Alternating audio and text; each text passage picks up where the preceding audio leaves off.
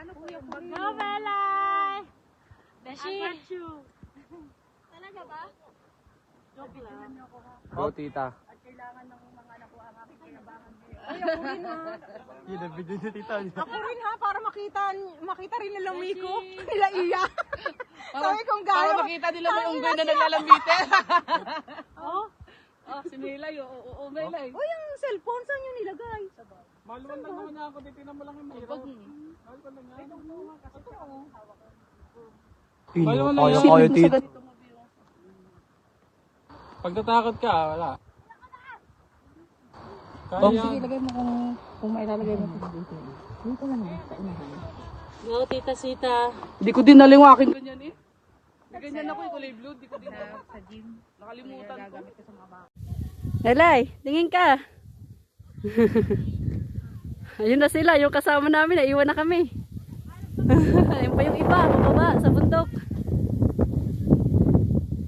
Patras, Melay. Yeah!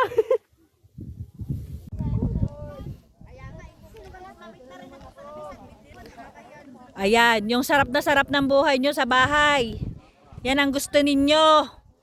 Oh, halip kayo mga tulog pa hanggang ngayon, ano? Ha?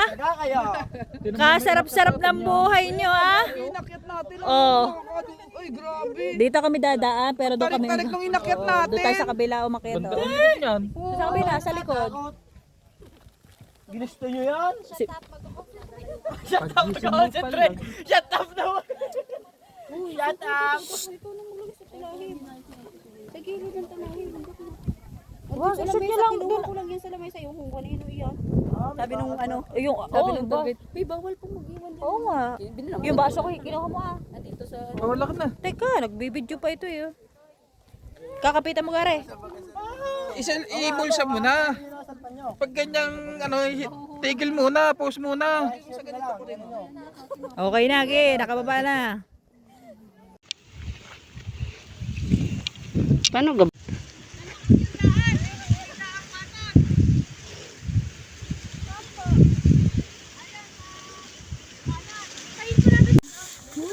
Dito na, me. Tawa. Tayo naman.